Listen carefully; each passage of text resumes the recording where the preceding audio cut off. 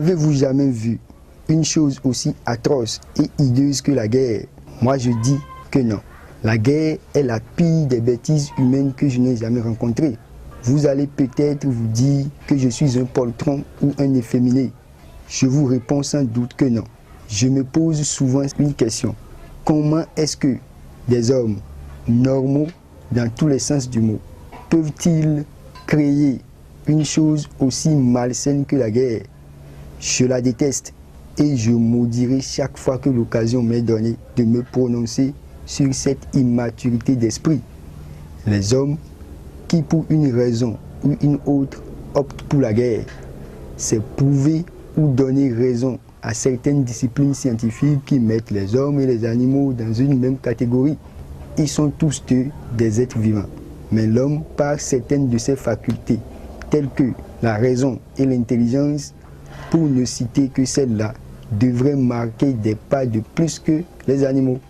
Malheureusement, il se dévalorise et dégringole jusqu'à une étape inférieure à celle des animaux parce qu'il peut créer par sa mauvaise foi une chose aussi horrible que la guerre. Je me demande exactement à quoi lui servent ces deux facultés, l'intelligence et la raison surtout. Un homme raisonnable et intelligent ne doit jamais, je dis bien, jamais faire recours aux armes, à la guerre pour se faire justice. Notons même que la volonté de se faire justice soi-même est déjà une bêtise humaine. Il commet donc une double bêtise humaine en s'engageant dans une lutte hideuse et interminable qu'est la guerre. J'ai été négativement surpris quand, en évoluant, on m'a parlé des deux guerres mondiales. Malgré les courants philosophiques et les grands hommes qui ont soutenu et écrit des idées merveilleuses sur les valeurs de l'homme et la nature exacte des bonnes relations qu'il devrait essayer de tisser avec ses semblables, l'homme du 19e et du 20e siècle a pourtant connu les guerres mondiales. Les conséquences de ces deux guerres sont toujours constatées, même jusqu'à nos récents temps. Mais je n'ai nullement pas l'intention de me plonger dans des guerres qui ont duré déjà plus d'un demi-siècle. Parlons donc des plus contemporaines telles que la guerre en Irak, en Afghanistan, les massacres en Syrie, et pour ce qui est de l'Afrique, la guerre de la Côte d'Ivoire, le Soudan, le Kenya, pour ne citer que celle-là. Quelle chose aussi douce et avantageuse qu'on peut tirer de cette guerre prise séparée. Une guerre est une guerre. Il n'y a pas de bonne guerre, ni de mauvaise guerre. Il n'y a pas de guerre sainte, ni de guerre maudite. Il n'y a pas de guerre chaude, ni de guerre froide. Il n'y a pas de guerre longue, ni de guerre courte.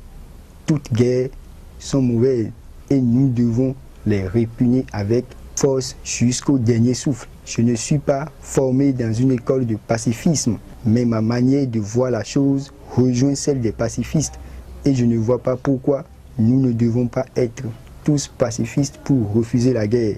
Pourquoi la guerre en Afrique? C'est la pire pitoyable des choses malsaines que j'ai apprises dans ma courte vie de quart de siècle. Nous sommes tous d'accord que la guerre n'a jamais résolu un problème, sinon elle en crée davantage. Une guerre, on peut savoir quand elle débute, mais on ne peut jamais décider de sa fin.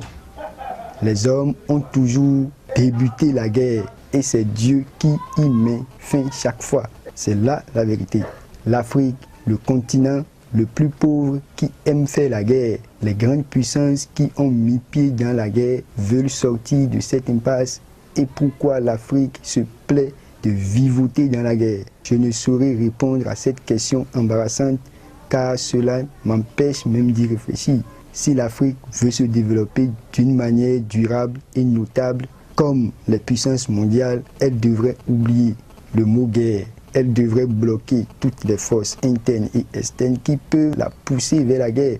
L'Afrique ne doit pas être en guerre pour se développer, tout comme aucun pays, aucune nation ou union de nations ne peut réellement se développer dans la guerre. Je nous la demande presque à genoux. La guerre n'a rien de civilisé à part la destruction de la main-d'œuvre qu'est la jeunesse et l'assassinat de l'économie. L'Afrique qui présente une économie déjà dominés et ligotés, se lancent chaque fois dans la guerre. Cela rendra plus fragile notre pauvre économie, voire même la tuer. Certains diront peut-être que l'Afrique n'a jamais connu une guerre qui ne soit à l'avance commanditée par les grandes puissances qui, après avoir retiré ce qu'elles veulent par la guerre, reviennent jouer encore aux pompiers dans le processus d'arrêt de guerre par ce slogan dégueulasse qu'est le cessez-le-feu de l'ONU. Je réponds que oui, et je suis à moitié d'accord avec eux.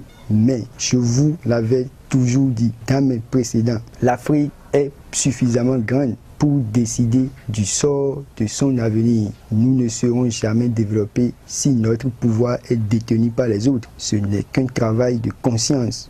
Supposons que les grandes puissances préparent une guerre et viennent la proposer à certains opposants d'un pays qui aspirent pour le pouvoir.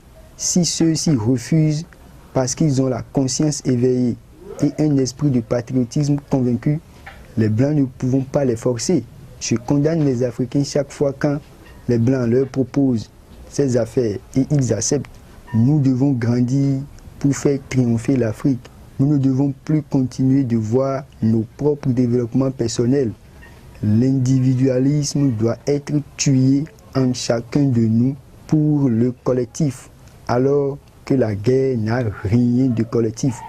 C'est totalement le contraire de ce que l'Afrique doit penser et faire. L'Afrique qui veut se développer n'a pas besoin de la guerre, qu'elle soit interne ou externe. Nous devons, nous les Africains, demeurer unis et lutter contre cette bêtise humaine qu'est la guerre. Nous ne devons pas être poussés à l'usage de ce mal. Elle ne nous fait certainement pas du bien, mais au contraire, elle nous tue, nous handicape et finalement nous détruit. Dans notre sous-développement, aucun pays ne se développe par la guerre. L'Afrique est déjà mourante. Il nous revient à nous jeunes Africains de la faire revivre et ceci ne pourra se faire par la guerre. La première discipline que les écoles et universités africaines devraient enseigner à leurs apprenants, c'est le pacifisme.